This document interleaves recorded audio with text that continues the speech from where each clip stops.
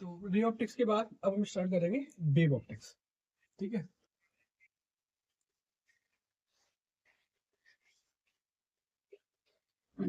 Wave optics light ने जो है रे को कैसे फॉलो किया, वेव नेचर को कैसे फॉलो करेगा, ये सब पढ़ेंगे। ठीक है, तो सबसे पहले इसमें साइंटिस्ट हुए थे न्यूटन, और आपने पढ़ा होगा उनके बारे में, न्यूटन की पार्टिकल थ्योरी को, है ना, न्यूटन पार्टिकल थ्योरी। ठीक है, थोड़ा सा इसको भी देख लेते, जान लेते, ज्यादा इंपॉर्टेंट था नहीं, है ना। न्यूटन पार्टिकल थ्योरी है ना, तो न्यूटन ने बताया था कि जो, या इसे कार्पस थ्योरी भी कहते हैं, तो उसमें बताया था कि लाइट है वो पार्टिकल की फॉर्म में होता है ना, छोटे छोटे, जैसे कोई बल्ब है, सामने हम बल्ब जल रहा है, ठीक है, तो कोई बल्ब है तो पार्टिकल्स के रूप में होता है ना, ऐसा लगता है ऐसे छोटे छोटे पार्टिकल्स में चल रहे हैं। और ये पार्टिकल कैसे होते हैं, रिजिड, मासलेस और अलग अलग साइज के होते हैं, है ना। तो इन्हें कॉर्पस के पार्टिकल कहते हैं, रिजिड, मासलेस, है ना। सोचो क्या होता है, जैसे सन से सनलाइट आती है और इन पार्टिकल्स में मास होता है, ठीक है, और ये पार्टिकल कलरफुल होते हैं, तो ऊपर जैसे पत्थर देते किसी में, पत्थर की तरह पड़ते आ करके, है ना। तो धूप, सोचो क्या स्थिति होती है गर्मियों में, है ना। और ज्यादा एक तो गर्मियों में धूप ऑलरेडी रहती है, ऊपर से वो और आप में, लेकिन मासलेस होते हैं ना। तो कैसे होते हैं ये, मासलेस होते हैं। तो ये खैर थ्योरी ज्यादा सक्सेस नहीं थी। इसने रेक्टिलिनियर प्रोपेगेशन को फॉलो किया, रेक्टिलिनियर प्रोपिगेशन ऑफ लाइट, है ना, light always travels in a straight line, इसको फॉलो किया। रिफ्लेक्शन को फॉलो किया, बता दिया जी मैंने ना शायद, रिफ्लेक्शन ऑफ लाइट, इसको फॉलो किया। रिफ्रैक्शन ऑफ लाइट, इसको फॉलो किया, ठीक है, रिफ्लेक्शन ऑफ लाइट इनको फॉलो किया। लेकिन फॉलो किया किसको नहीं, इंटरफेरेंस ऑफ लाइट, ठीक है, इंटरफेरेंस और डिफ्रैक्शन, पोलराइजेशन, इन प्रॉपर्टी को ऑफ लाइट, इन प्रॉपर्टी को, इसको फॉलो किया न्यूटन की थ्योरी ने, इन प्रॉपर्टी को फॉलो नहीं किया था। ठीक है, इस प्रॉपर्टी को फॉलो किया, इस प्रॉपर्टी को फॉलो नहीं किया था। ठीक है, ये न्यूटन की प्रॉपर जो थ्योरी थी वो परमानेंट, देखो समझ में आ गया। न्यूटन ने क्या बताया था, पार्टिकल थ्योरी, है ना, पार्टिकल थ्योरी। पार्टिकल थ्योरी की लाइट है वो पार्टिकल के रूप में चलती है, और या कॉर्पस के रूप में चलती है। ऐसे पार्टिकल होते हैं जो रिजिड होते हैं और कैसे होते हैं, मासलेस होते हैं, अलग अलग साइज के होते हैं, ऐसा नहीं कि साइज इनका फिक्स हो, अलग अलग साइज के होते हैं। ठीक है, और किन किन प्रॉपर्टी को फॉलो किया, rectilinear propagation of light, straight line में चलने वाले को फॉलो किया। रिफ्लेक्शन ऑफ लाइट को फॉलो किया, रिफ्रैक्शन ऑफ लाइट को फॉलो किया। लेकिन इंटरफेरेंस, डिफ्रैक्शन और पोलराइजेशन, इस प्रॉपर्टी को इसने फॉलो नहीं किया था। ठीक है, लेकिन इसके बाद में जो है, अच्छा इसमें एक चीज पता है ना आपको, इस प्रॉपर्टीज अगर देखोगे तो इसमें अगर आप वेरीफाई करोगे तो इसमें आप पाओगे speed of light in water is greater than speed of light in air. समझ गए क्या बताया था, स्पीड ऑफ लाइट, वाटर में लाइट की स्पीड होती है वो एयर में लाइट की स्पीड से ज्यादा होती है। ठीक है, ये चला था, तो इसको मानते गए। इसके बाद में ये थ्योरी दी थी इन्होंने, जो है न्यूटन ने। ठीक है, इसके बाद में 1850 में एक साइंटिस्ट आए थे, ठीक है, उनका नाम था फौकल्ट।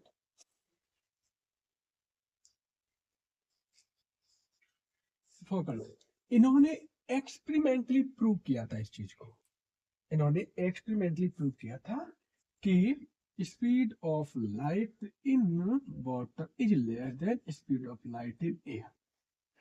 ठीक है, speed of light in air, इसको वेरीफाई भी कर दिया था, है ना। और एक समस्या ये भी आती है, इसको आप पार्टिकल रूप में देखें, है ना, तो इसको कब गलत माना गया था, 1850, कब गलत माना गया था, 1850। लेकिन एक इसमें मजेदार बात देखो, ऐसा नहीं है कि इससे पहले न्यूटन के इस जो है पार्टिकल थ्योरी पर किसी को कोई आपत्ति नहीं, कोई ऑब्जेक्शन नहीं था इन पर।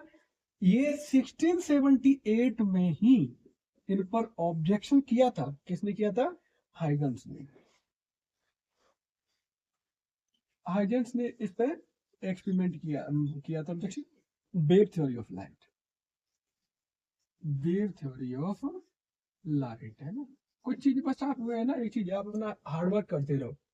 ठीक है, कई साइंटिस्ट आप देखोगे तो उनकी रिसर्च को उनके बाद में स्वीकार किया गया है। ठीक है, अब जैसे अर्थ मूव्स अराउंड द सन, है ना, आपको बताया था कि जो है केपलर, गैलीलियो, सब पढ़ते हुए ना, हमारे यहाँ पे आर्यभट्ट ही पहले होता है, लेकिन नहीं माना तब लोगों ने, गैलीलियो की तब फिर मानना शुरू किया था। लेकिन एक और बायोलॉजी में कुछ साइंटिस्ट थे, ग्रेगर जॉन मेंडल है ना, ग्रेगर जॉन मेंडल थे, तो उनका भी जो थ्योरी था वो उनके जो निपट जाने बनने के बाद में तब माना गया था उनका थ्योरी भी, है ना। ऐसे ही उन्होंने 1678 में इस बात को कहा था कि लाइट है वो वेव नेचर को मानती है, पार्टिकल नेचर को नहीं मानती। लेकिन देखिएगा एक्सपेरिमेंट तो फेल नहीं कर पाए थे 1850, लेकिन न्यूटन जानता ना, फिजिक्स के बॉस, ठीक है, न्यूटन फिजिक्स के बॉस, तो किसी में इतना हिम्मत नहीं है कि डायरेक्ट जाकर के कोई इतना इजीली बॉस को गलत साबित कर पाए, वो भी 16th सेंचुरी में। आपको पता होना चाहिए कि 16th सेंचुरी जो है, एकमात्र ऐसे साइंटिस्ट हुए न्यूटन जिनके नाम पर पूरी सेंचुरी कर दी गई है, ठीक है, तो इसको भी ध्यान रखना चाहिए वो भी। तो इनको ज्यादा तवज्जो, इसको ज्यादा वो नहीं दिया गया था वेव नेचर। इसके बाद अब स्टार्ट हो जाए, है ना, इसके बाद अब स्टार्ट देख, तो एक जो है बेसिकल हिस्ट्री थी, है ना, जानना थोड़ा सा इंटरेस्टिंग मीडियम में, बाकी कोई वैसा एग्जाम पर्पज से कोई इम्पोर्टेंस नहीं रखता है, लेकिन आना चाहिए, हमें पता होना चाहिए ना बेसिकल हिस्ट्री, ठीक है। अब देखते हैं आगे। तो इसको फेल किया था हाइगेन्स की वेव थ्योरी ने, है ना। अब कौन सी थ्योरी समझ में आ गई, हाइगेन्स वेव थ्योरी, ठीक है, 1678 में दी गई थी, ठीक है। लेकिन देखो क्या था, इसने बताया था कि लाइट है वो क्या है, मैकेनिकल वेव के रूप में, light is a mechanical wave, है ना, पढ़ा हुआ आप लोगों ने, लाइट कैसी वेव है, मैकेनिकल, ये मतलब इन्होंने बताया था, मैं नहीं बता रहा हूँ, ठीक है। लाइट कैसी वेव है, मैकेनिकल वेव है, ठीक है। अब इस थ्योरी को, अब मैकेनिकल वेव तो आप जानते हो ना, जिसके प्रोपेगेट होने के लिए क्या चाहिए, मटेरियल मीडियम चाहिए ना, फिर मीडियम की, किसी मीडियम की जरूरत पड़ेगी, वैक्यूम में नहीं ट्रांसमिट हो पाएंगे, किसकी जरूरत पड़ेगी, किसी that requires a medium to be propagated, ठीक है। तो वो थ्योरी है ना, तो मीडियम की जरूरत पड़ेगी, ये किसने कहा था, हाइगेन्स ने कहा था, ठीक है। तो लाइट कैसी वेव है, लाइट है वो मैकेनिकल वेव के रूप में चलेगी, और ये बात किसने कही थी, तो इसको प्रोपेगेट होने के लिए किसकी जरूरत पड़ेगी, मैकेनिकल मीडियम की जरूरत पड़ेगी, ठीक है, ये था वेव थ्योरी, है ना। तो देखो इसने किस किस को फॉलो किया था, कौन कौन सी चीजों को फॉलो किया था, इसने भी रेक्टिलिनियर प्रोपिगेशन ऑफ लाइट, इसको फॉलो किया था। दूसरा रिफ्लेक्शन को फॉलो किया था इस थ्योरी के अकॉर्डिंग, रिफ्लेक्शन। और तीसरा रिफ्रैक्शन को भी इसने एक्सप्लेन कर दिया था, डिफ्रैक्शन को भी एक्सप्लेन कर दिया था, डिफ्रैक्शन ऑफ लाइट को भी एक्सप्लेन कर दिया था, इंटरफेरेंस को भी एक्सप्लेन कर दिया था। लेकिन ये थ्योरी पोलराइजेशन को एक्सप्लेन नहीं कर पाई, पोलराइजेशन को एक्सप्लेन ये नहीं कर पाई थी, ठीक है। कौन सी क्या नहीं एक्सप्लेन कर पाई थी, पोलराइजेशन थ्योरी एक्सप्लेन नहीं कर पाई थी। अब इस थ्योरी के अकॉर्डिंग देखा जाए, एक चीज देखिएगा आप, जैसे जनरली आप देखो, यहाँ हम रूम में बैठे हुए हैं, ठीक है, रूम में बैठे हुए हैं, तो यहाँ से लाइट आ रही है, ठीक है, तो हमारे आपके बीच में एयर है, मीडियम मिल गया आपको।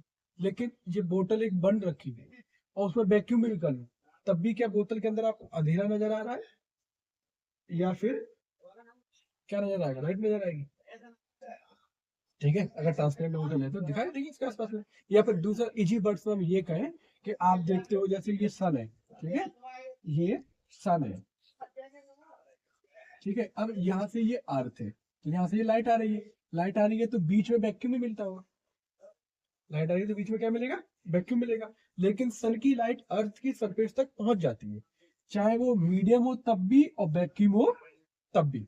तो कैसे पहुंच जाती है, ठीक है। इसके यहाँ इसके बाद में थ्योरी और एक्सप्लेन की गई थी यहाँ पे, ईथर्स थ्योरी, ईथर्स थ्योरी, नहीं जो सोच रहे हैं वो नहीं है, आरवालेस नहीं, केमिस्ट्री वाला ईथर नहीं है, ठीक है। एक काल्पनिक मीडियम है ये, एक ऐसा मीडियम, एक इमेजिनेशन मीडियम बना गया जो बहुत डाइल्यूट हो, कैसा हो, अ वेरी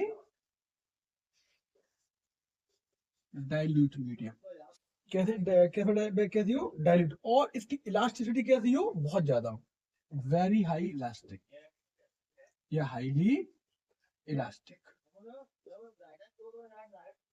हाईली इलास्टिक, एक ऐसा मीडियम जिसकी डेंसिटी कैसी माने हम, एक ऐसा मीडियम जो बहुत ही डाइल्यूटेड है ना और हाईली इलास्टिक, तो एक ऐसे मीडियम को हम इमेजिन करेंगे, ठीक है, तो उसको ऐसा मानेंगे कि इसका जो मीडियम डेंस है वो इतना कम है, जो लगभग किसके बराबर हो, किसके बराबर है, लगभग जो लगभग वैक्यूम के बराबर है, लगभग वैक्यूम के बराबर है, ठीक है। आप इसमें वैसे आप और थोड़ा ज्योग्राफी में अगर इंटरेस्ट रखते हैं तब भी आप चीजें पढ़ते हो, ठीक है, तो उसमें आपने देखा होगा, तो उसमें भी आप जैसे पूरा पूरे वैक्यूम में ये भी साइंटिस्टों ने प्रूव किया, ब्लैक ब्लैक होल थ्योरी पढ़े यहाँ पे ना, और थ्योरी हो, तो उसके बाद देखो कि पूरे वैक्यूम में, पूरे यूनिवर्स में कहीं भी आप वैक्यूम नहीं पाओगे, वहां पे भी कुछ ना कुछ चीजें होती हैं जो एनर्जी के फॉर्म में होंगी, पार्टिकल के फॉर्म में होंगी, तो उनको वैक्यूम नहीं पाए जाएंगे, ठीक है। इसको और ऐसे देख सकते हो आप, जैसे वेलोसिटी होता है v is equal to root में e upon rho, last year level पढ़ा था लाप्लास करेक्शन है ना, ठीक है, यहाँ पर भाई साहब ने दिया था, न्यूटन ने दिया था, उसको फिर लाप्लास ने करेक्शन कर दिया था, ठीक है, स्पीड ऑफ साउंड पे, ठीक। अब यहाँ पे देखो v है, स्पीड ऑफ साउंड है, या सॉरी स्पीड ऑफ लाइट है, वो रो के साथ कैसे एक्सपेंड कर रहा है, ब्रेक कर रहा है डेंसिटी के साथ इनवर्सली प्रोपोर्शनल, यानी डेंसिटी जितनी कम होगी स्पीड ऑफ लाइट उतनी ज्यादा होगी, तो डेंसिटी कम, ठीक है, डेंसिटी वैल्यू डायरेक्ट करें डेंसिटी बढ़ेगी, v के साथ कैसे है, डायरेक्ट e के साथ क्या है, डायरेक्टली प्रोपोर्शनल है, यानी कोएफिशिएंट ऑफ इलास्टिसिटी जितनी ज्यादा होगी उतनी ज्यादा स्पीड होगी। इस तरीके से अगर हम इसको डेंसिटी को बहुत कम माने, इलास्टिसिटी को बहुत बढ़ाते जाएं, तो एक स्थिति को हम ऐसे मान सकते हैं कि इसकी स्पीड बढ़ते बढ़ते बढ़ते बढ़ते अप्रोक्सीमेटली स्पीड ऑफ लाइट के इक्वल होती है, स्पीड ऑफ लाइट के इक्वल होती है, तो इसको भी हम इस तरीके से माना जा सकता है, इसको ऐसे भी हम एक्सप्लेन कर सकते हैं। अब हम आते हैं हाइजेंस प्रिंसिपल, देखिए आगे क्या होता है। तो थ्योरी स्टार्ट करते हैं इसका प्रिंसिपल को, इसको तो सबसे पहले इसमें एक टर्म बहुत यूज होगा वेव फ्रंट, इसको जान लेते हैं ना, वेव फ्रंट क्या होता है, वेव लेट्स क्या होता है, सब हम पढ़ लेते हैं, ठीक है। वेव फ्रंट क्या होता है, तो the continuous locus of all particle of a medium which are vibrating in the same phase, ठीक है, तो locus the continuous, the continuous locus of, किसका कंटिन्यूअस लोक होता है, सभी सभी particle of all particles of a medium, locus of all particles of a medium which are vibrating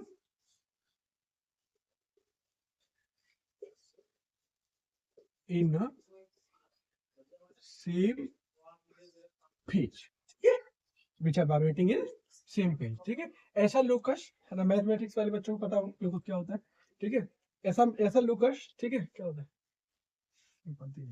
ठीक है, ऐसा लोकस, ठीक है, सही पार्टिकल्स का जो वाइब्रेटिंग कर रहा है किसमें, सेम फेज में, वैसे 11 फिजिक्स में पढ़ा था, है ना, जो वाइब्रेटिंग कर रहा हो किसमें, सेम फेज, ठीक। देख तो आप फेज आपने पढ़ा होगा, y equals to a sine omega t plus k x, है ना, आप डिस्प्लेसमेंट निकालते थे, ए एम्पलीट्यूड होता था, ठीक है, और साइन क्या होता है, ये क्या होता था, ये फेज होते थे, सही है ना, प्लस आई वन निकालते उसे क्या कहते थे, फेज एंगल, पढ़ता हार्मोनिक और नॉन हार्मोनिक, ठीक है, वाइब्रेशन उसमें था ये, ठीक है। तो y equals to a sine omega t plus k x, देखो जैसे एक पार्टिकल है, ठीक है, ये एक पार्टिकल है, अब ये पार्टिकल ऐसे चारों तरफ लाइट देगा, जैसे ये इस तरीके से वाइब्रेटिंग ऐसा ही पार्टिकल दे रहा है, ये एक सोर्स था, और सोर्स से जैसे एक बल्ब में एक सोर्स है, चारों तरफ इसके पार्टिकल्स जा रहे हैं, ठीक है, तो एक पार्टिकल चारों तरफ इसमें जा रहे हैं।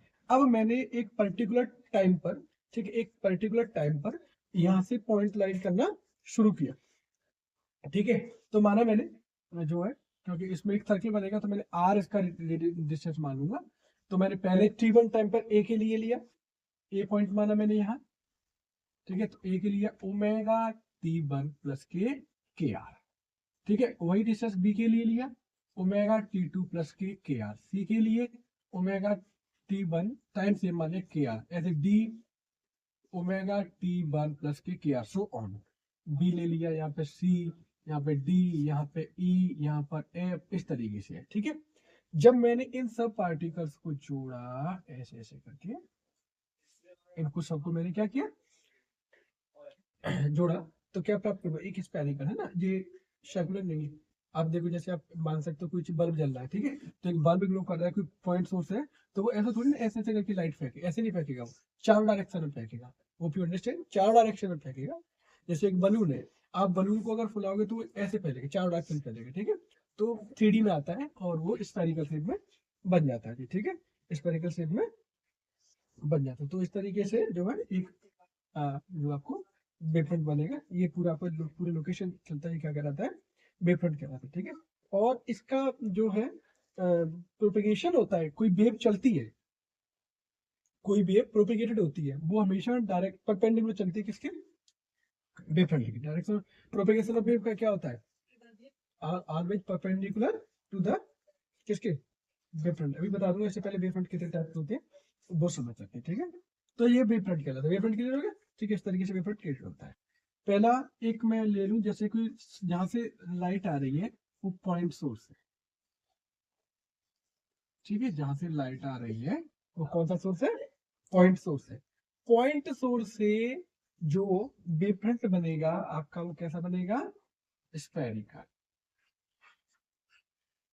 पॉइंट सोर्स से कैसा वेव फ्रंट बनेगा, स्फेरिकल वेव फ्रंट बनेगा पॉइंट सोर्स से, ठीक है।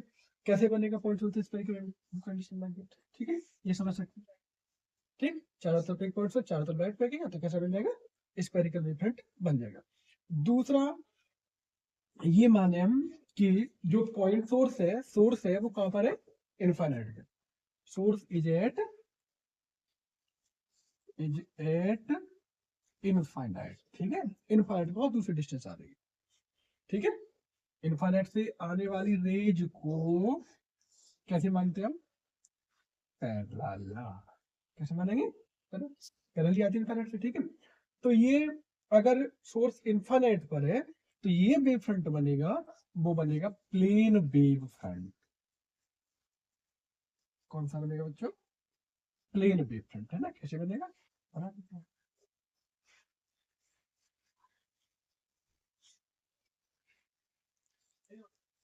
कौन सा वेव फ्रंट बनेगा, प्लेन वेव फ्रंट बनेगा, ठीक है। तीसरा अगर हम ये माने कि जो सोर्स है वो लीनियर है, लीनियर सोर्स, है ना, इसको कराया है मैंने। लीनियर सोर्स का कैसे बनेगा, सिलिंड्रिकल वेव फ्रंट।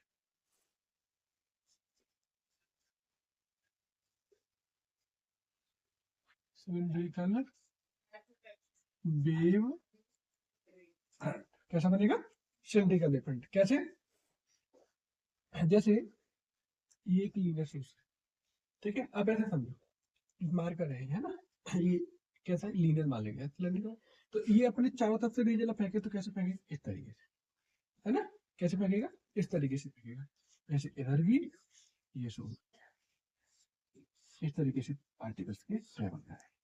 तो मैं अगर इनको मानते हुए करा, इसको इस तरीके से वेव फ्रंट अगर तैयार करूं तो मुझे इस तरीके का वेव फ्रंट मिलेगा, जो क्या कहलाएगा, स्फेरिकल वेव फ्रंट। क्या कहलाएगा, क्या कहलाएगा, सिलेंड्रिकल वेव फ्रंट, ठीक है। कौन सा कहलाएगा, सिलेंड्रिकल। तो क्लियर हुई बात।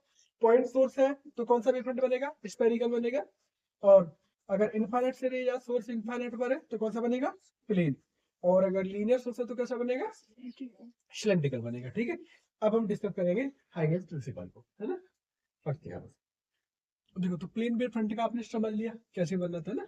अगर पैरेलल रेज आ रही है, देखो फिर से समझ लेते हैं। जैसे ये पैरेलल रेज आ रही है, ठीक है, पैरेलल रेज आ रही है तो कैसा वेव फ्रंट बनेगा जी, जो है, तो कैसा वेव फ्रंट बनेगा जी, प्लेन बनेगा ना। इसका पढ़ लिया था हमने, ठीक है। पैरेलल रेज आ रही है तो प्लेन वेव फ्रंट, ठीक है। अब कन्वर्जिंग और डाइवर्जिंग को भी सीख लेते हैं।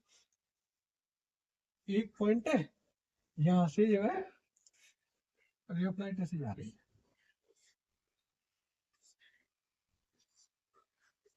ठीक है। ये पॉइंट है, यहाँ से रे ऑफ लाइट ऐसे जा रही है, ठीक है। तो रे ऑफ लाइट अलग अलग डायरेक्शन में डाइवर्ट हो रही है ना, डाइवर्जिंग हो गया। रे ऑफ लाइट फेल नहीं है ना, तो कौन सा हो गया, डाइवर्जिंग हो गया। अगर इस पर जो है ये जो है बाई फ्रंट कैसा है, डाइवर्जिंग, डाइवर्जिंग के लिए है, ठीक है। रेज कैसी डाइवर्जिंग है, तो इसका भी फ्रंट देखो ऐसे ऐसे। कहाँ से आप पता करोगे, आप तो बस सिंपल इसी को पकड़ोगे, आप सिंपल इसी को पता करोगे कि ये क्या चीज है, पॉइंट सोर्स है। और पॉइंट सोर्स कैसा बनाते जाएंगे बेटा, स्फेरिकल। तो इसका जो बनेगा डाइवर्जिंग स्पेरिकल वेव फ्रंट, ठीक है। कन्वर्जिंग का ट्राई करें, ये रे ऑफ लाइट की, ये रे ऑफ लाइट की, ये रे ऑफ लाइट की, यानी जाने वाली सभी रे ऑफ लाइट है वो कहाँ मिलेगी, एक पॉइंट पर। क्या बनेगी, एक पॉइंट पर। फिर से आप क्या समझेंगे, पॉइंट सोर्स है तो पॉइंट सोर्स का कैसा बनाएंगे आप, स्पेरिकल। तो इसका जो वेव फ्रंट बनेगा वो कन्वर्जिंग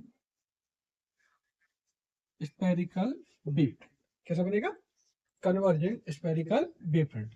तो खास बात क्या है, स्पेशली एक चीज कॉमन है, बस आप ये देख लीजिएगा, ये पॉइंट सोर्स है, और पॉइंट सोर्स है तो पॉइंट सोर्स से जो लाइट बीम बनेगी वो कैसी बनेगी, कैसे होंगी, स्पेरिकली होंगी, है ना, कैसे होंगी, स्पेरिकली होंगी, ठीक है। एक क्वेश्चन देता हूँ आपको, देखो जैसे मान लीजिएगा कि, है ना, जो है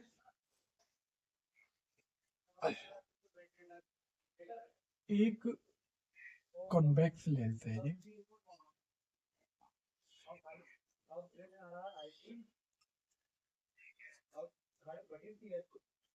ये है, ये बन गया, इसके लिए हमें वेव फ्रंट जो है, ठीक है, जो किसके लिए बना, वेव फ्रंट ड्रॉ करना है, किसके लिए, ऑब्जेक्ट इनफाइनाइट पर है, और किसके लिए, कॉन्वेक्स लेंस के लिए, ठीक है। Object is eight infinite for convex lens, ठीक है। Object is eight infinite for convex lens, convex lens के लिए हमें वेव फ्रंट ड्रॉ करना है, ऑब्जेक्ट कहाँ मानेंगे, इनफाइनाइट में मानेंगे, ठीक है। तो देखो कैसे, यहाँ पे देखो ये कैसे आ रहा है, पैरेलल, यहाँ से रे ऑफ लाइट इनफाइनाइट से आ रही है, ये कैसे आ रही है, पैरेलल। तो पैरेलल पे कौन सा बनेगा, कैसा बनेगा वेव फ्रंट, पैरेलल पे प्लेन वेव फ्रंट बनता है। तो ये हमारा बनेगा यहाँ पे प्लेन वेव फ्रंट, ये बनेगा हमारे यहाँ पे प्लेन वेव फ्रंट। अब इसके बाद में आगे क्या बनेगा, अब आगे देखो, ये अभी जो कराया ये वाला है ना, कन्वर्जिंग SWF है ना, कन्वर्जिंग स्पेरिकल वेव फ्रंट। क्यों, देखो ये क्या मानेंगे, पॉइंट सोर्स, और पॉइंट सोर्स है अगर तो कैसा वेव फ्रंट बनेगा, स्पेरिकल, कौन सा बनेगा, स्पेरिकल, है ना। तो कभी भी अगर आपको मन करे बनाने वेव फ्रंट पूछ रहे तो इस तरीके से वेव फ्रंट बनते हैं, पॉइंट सोर्स से स्पेरिकल, पैरेलल से प्लेन, और लीनियर से सिलिंड्रिकल, इस तरीके से वेव फ्रंट है वो चलते हैं आपके, ठीक है। अगला हम लेते हैं टॉपिक,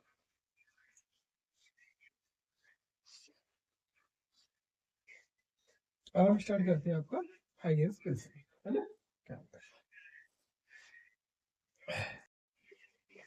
हाइगेंस प्रिंसिपल, ठीक है। हाइगेंस प्रिंसिपल देखिए क्या क्या बताया, प्रिंसिपल है ना, वेव के प्रोपेगेशन की होने की जो डायरेक्शन है वो वेव फ्रंट की ऑलवेज परपेंडिकुलर होती है, ठीक है। The direction of propagation of wave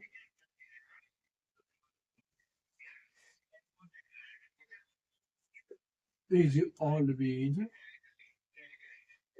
perpendicular to the wave front, ठीक है। वेव फ्रंट की कैसा होगा, परपेंडिकुलर, इसकी प्रोपेगेशन होने की डायरेक्शन कैसे होगी, वेव फ्रंट के परपेंडिकुलर। जैसे मान सकते हो आप इसे, जैसे ये पॉइंट सोर्स है, यहाँ से ये भी प्रोपेगेट होगा, इसके बाद ये है ना, मतलब पढ़ते हैं सेकंड पॉइंट में बताऊंगा कि हर बार में जो सेकंडरी इसका जो वेव बनेगा ये सोर्स बनेगा, तो ये सोर्स की तरह काम करेगा, और ये एक नए फ्रेश सोर्स की तरह काम करने लगेगा, कैसे काम करने लगेगा, act as a new fresh wave, new wave source, ये बढ़ता जाएगा इस तरीके से, ठीक है। तो ये इस तरीके से बढ़ा सकते हो आप इसे। तो ये वेव की प्रोपेगेट होने की डायरेक्शन वेव फ्रंट कैसे होती है, परपेंडिकुलर। देखो एन समझ सकते हो इसे, कि जैसे तालाब में आपने पत्थर फेंका, ठीक है, तालाब में आपने कोई पत्थर फेंका, तो जब आप तालाब में पत्थर फेंकोगे तो पत्थर कैसे जाएगा, जैसे ये पॉइंट तालाब है, ठीक है, आपने इसमें पत्थर फेंका तो पत्थर कैसे जाएगा, नीचे। तो ये direction of propagation of wave हो गई। लेकिन आप देखते हो कि यहाँ पे ऐसे हलचल सी मच जाती है, ऐसे ऐसे, ठीक है, वो क्या बनती है, वेव फ्रंट, ऐसे इस तरीके से समझ सकते हो आप, है ना। डायरेक्शन ऑफ प्रोपेगेशन क्या हो गया, डाउनवर्ड हो गया, ठीक है।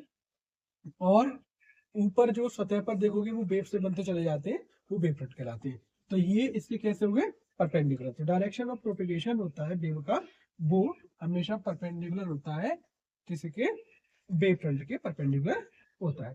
ठीक है, अगला पॉइंट देख लीजिए, एक और point, every point on a wave front, every point on a wave front का हर पॉइंट कैसे काम करता है, as a fresh source of secondary disturbance. कैसे एक्ट करेगा, acts as a fresh source of, किसके लिए फ्रेश सोर्स का काम करेगा, सेकेंडरी डिस्टर्बेंस के लिए। इसको समझना है ना, ये डिस्टर्बेंस बाकी में डिस्टर्बेंस पैदा कर देगा। सेकेंडरी डिस्टर्बेंस कैसे काम करेगा, सेकेंडरी डिस्टर्बेंस के लिए। अब सेकेंडरी डिस्टर्बेंस क्या करेगा, इसका खुद का कैसे एमिट करेगा, खुद का जो इसके वेवलेट्स होंगे ना, which emits their own wavelets, which emits their own wavelets. ठीक है, और उनको हम क्या कहेंगे, सेकेंडरी वेवलेट्स। उनको क्या कहेंगे, सेकेंडरी वेवलेट्स, है ना। Every point on a wave front acts as a fresh source. ठीक है, हर एक पॉइंट होगा वेव फ्रंट पे, every point on the wave front कैसे काम करेगा, fresh source of secondary disturbance, जिसे हम क्या कहेंगे, सेकेंडरी वेवलेट्स। ठीक है, जिसे हम क्या कहेंगे, सेकेंडरी वेव। और ये secondary wavelet speed in all direction with the speed of wave, speed of light कह सकते हैं। ठीक है, ये कैसे स्पीड करेगा, wave secondary wavelets, secondary wavelets speed in all direction, speed in all direction with speed of wave। ठीक है, कैसे स्पीड करेगा ये, वेव की स्पीड से। देखो समझो, मैंने कोई पॉइंट सोर्स ऑफ लाइट मान लिया, ठीक है, इस पॉइंट सोर्स ऑफ लाइट की वजह से लाइट एमिट हुई, तो जो भी बता दिया था आपको, ये वेवलेट्स बन गए। क्या बन गए, ये इस तरीके से ये वेवलेट्स बन गए। ठीक है, अब ये देखो ऐसे समझो, ये बल्ब लगा हुआ है, ये बल्ब से यहाँ तक मतलब लाइट आ रही है ना, डायरेक्ट लाइट नहीं है। इस बल्ब के जितने भी पॉइंट साइड, बहुत सारे पॉइंट साइड वेव फ्रंट मान सकते हैं। ये वेव फ्रंट ने अपने अपन सब स्पेरिकल वेव फ्रंट बना दिए होंगे। एक बहुत सारे पॉइंट सोर्स है, तो सबने सब अपना क्या बना दिया होगा, स्पेरिकल वेव फ्रंट बना दिया होगा। ये यहाँ समझो, ये एक वेव फ्रंट था, एक पॉइंट सोर्स है, इस पॉइंट सोर्स ने इतने वेव फ्रंट बना दिए। अब जितने भी ये वेव फ्रंट बने हैं, वो इसका काम करेंगे। बात ध्यान से देखिए, वो सोर्स का काम करेंगे। अभी यहाँ पे ये सोर्स का काम है, इसे लाइट एमिट कर रहा है। अब वो ये नहीं सोचेंगे कि हमें इसने पैदा किया है, अब वो ये सोचेंगे कि हम वेवफ्रंट और पैदा, हम वेवलेट्स और पैदा कर सकते हैं। इसके लिए ये क्या कहलाएंगे, वेवलेट्स। और इसके बाद यहाँ पे अगर लाइट बना देंगे तो उनके लिए ये वेवफ्रंट का काम कर रहे हैं, उनके लिए इस तरीके से सेकेंडरी टर्सरी करके चलते हैं। ठीक है, तो समझ में आ गए, क्लियर है ना। तो अब ऐसे मान लो कि यहाँ से कोई एक वेव सोर्स है, ये मान लिया, तो इसने अपना इस तरीके से भी बना लिया। अगर मैं इसको मान लूं तो इसने अपना इस तरीके से, जैसे इसने अपना बना लिया पूरा वेव सोर्स, ऐसे इसने पॉइंट सोर्स को मान लूं मैं, तो इसका ये बनेगा, इसका पॉइंट सोर्स मानू, इसको पॉइंट सोर्स मानू, इसको पॉइंट सोर्स मानू, इस तरीके से ये पूरा के पूरा वेवलेट बनता जाता है। ठीक है, तो सोर्स ऑफ सेकेंडरी डिस्टर्बेंस, ये वाला क्या कहलाएगा, इसको देखो, ये वाला क्या कहलाएगा, रेड से लिख देता हूं मैं, सोर्स ऑफ सेकेंडरी डिस्टर्बेंस। क्या कहलाएगा ये, सोर्स ऑफ सेकेंडरी डिस्टर्बेंस, है ना। और ये तो प्रिमिटिव सोर्स है, प्राइमरी सोर्स है ना, प्राइमरी सोर्स है। ठीक है सर, ठीक है। और ये जो बना है ब्लू मार्कर वाला, जो ब्लू से लिखा है, ठीक है, ये कहलाएगा आपका सेकेंडरी वेवलेट, सेकेंडरी वेवलेट, है ना। सीधी बात है, ये प्राइमरी सोर्स था, इसने ये वेव फ्रंट बना दिए, और इस वेव फ्रंट ने ये खुद सोर्स का काम करने लगे, इन्होंने जो बनाए वो क्या कहलाएंगे, वेवलेट्स कहलाएंगे। समझ में आ गया, इसने इनको पैदा किया, क्या कहलाए, सेकंड डिस्टर्बेंस कहलाएंगे, वेव फ्रंट कहते हैं। और वेव फ्रंट ने इनको पैदा कर दिया, ये क्या कहलाएंगे, वेवलेट्स कहलाएंगे। ऐसे समझ सकते हैं। ठीक है, इसको हम इस तरीके से जो है समझ सकते हैं। ठीक है, अगले पॉइंट पे हम स्क्रीन पे पहुंचते हैं।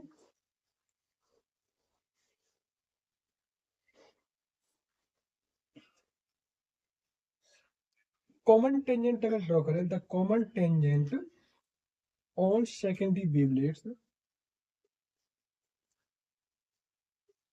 the common tangent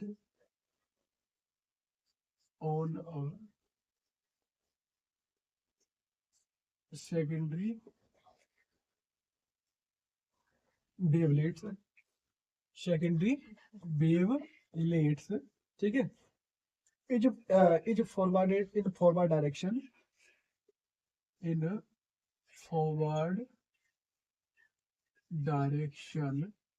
अगर कोई सेकेंडरी जो वेवलेट्स है ये वाले, इन फॉरवर्ड डायरेक्शन, अगर इन पे एक टेंजेंट ड्रॉ करें तो ये नया वेव फ्रंट देंगे, क्या देंगे, नया front, gives new wave front,